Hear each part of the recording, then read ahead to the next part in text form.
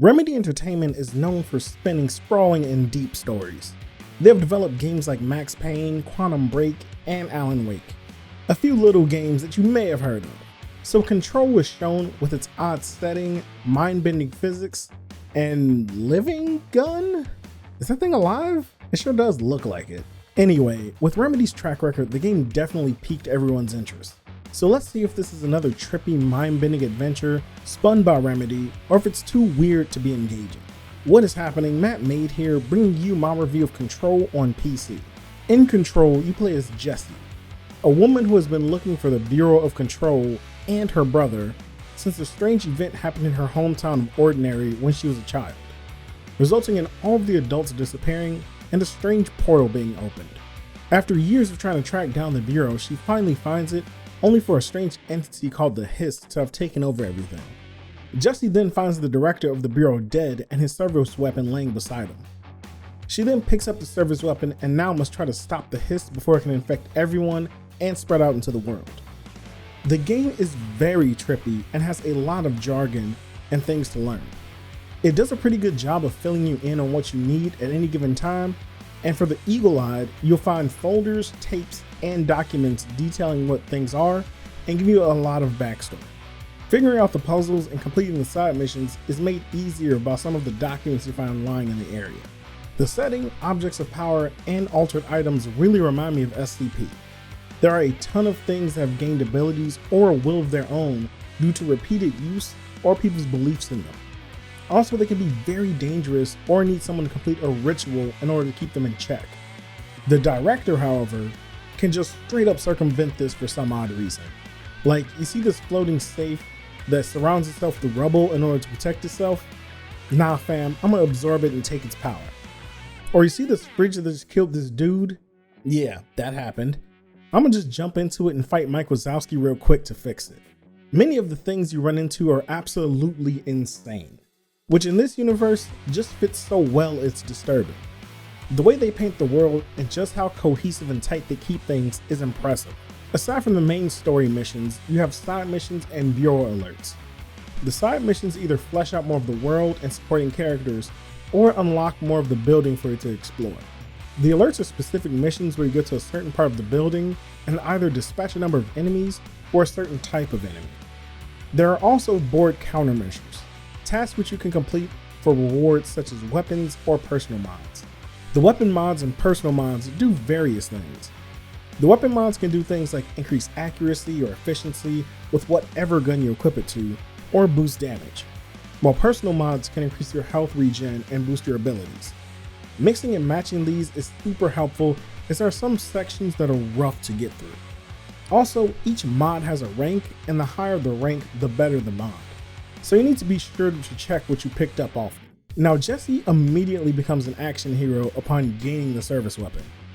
I don't know if she's trained with firearms or in combat, because they don't really say much about her backstory, other than the fact that everyone was trying to make her think she was crazy.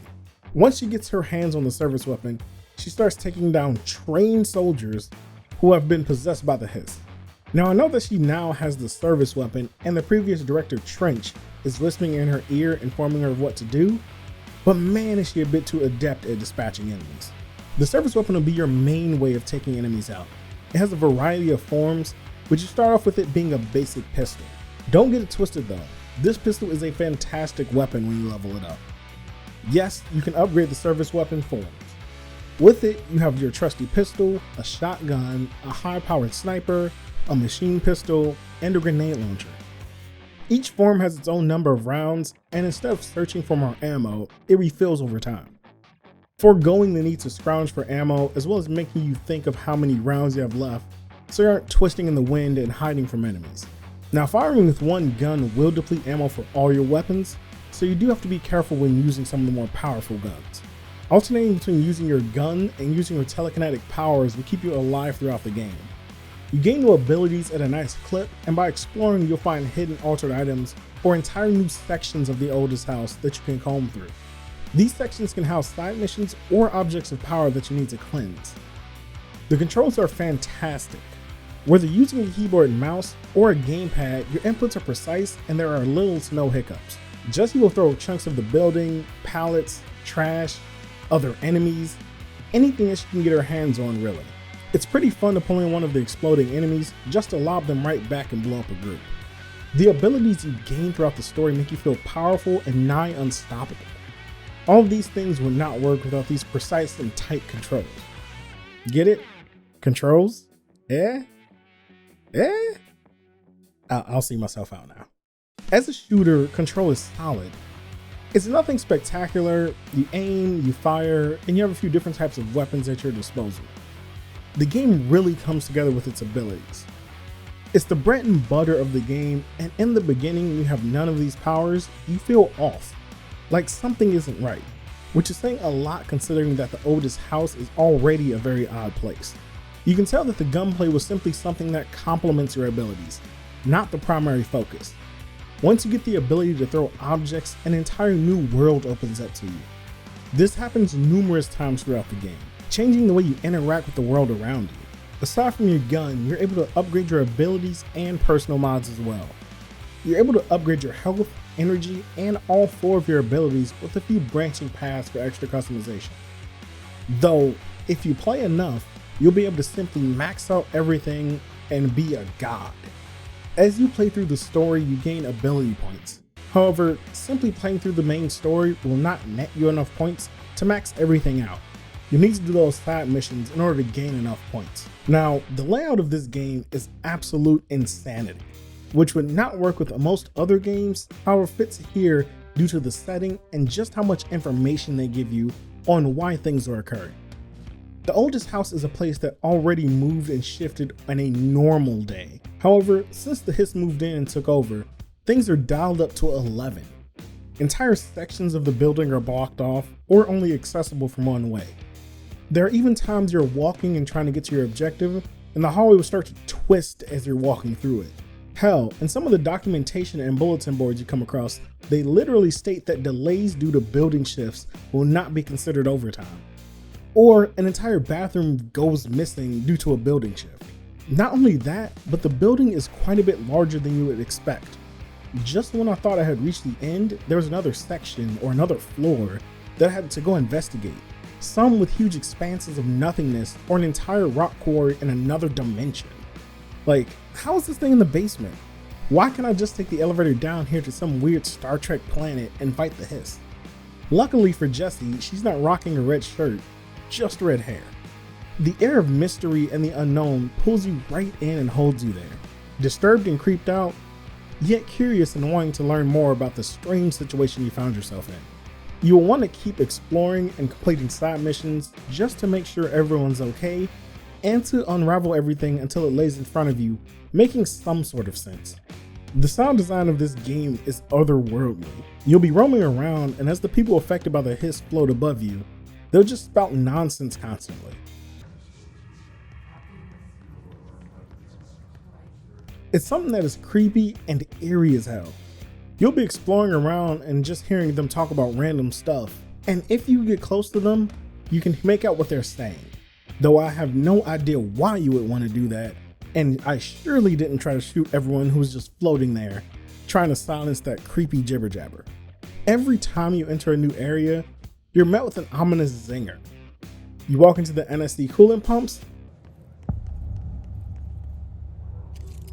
It's both cool and disturbing.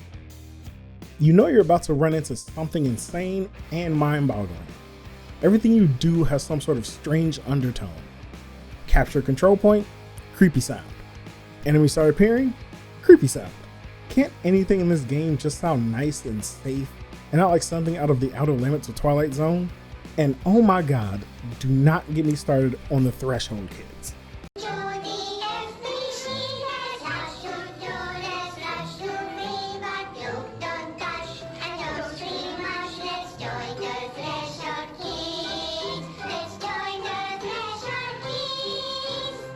You also have some fantastic music in the game. Now, I'm not going to spoil it, but there are a couple tracks made specifically for Jessie. It's odd, and it's funny, and it's strangely endearing. There are far more secrets and odd things about the game that I have not gone into, and frankly, are things you should experience firsthand. Jessie found what she was looking for in all its ethereal glory. The supporting characters have many secrets and things they want or need from Jesse, especially the oddity that is Ati. That janitor has so many secrets and weird things about him. I have my theories, but I would need an entire video just to explain him. That's how weird he is. Control is truly a game that you must experience for yourself. All of the oddities and the lore build this up to something that is unique. If you're a fan of SCP or enjoy the Outer Limits, then you'll find this game appealing and pretty fun. Once again, Remedy and 505 Games have delivered something that is fun, interesting, and downright ensnaring with its story. But what do you think about Control? Have you played it? Are you interested in the game? Let me know in the comment section down below. And don't forget, if you're a fan of gaming, consider striking the subscribe button and hitting the bell. This is Mattmade, and I will see you in the next video.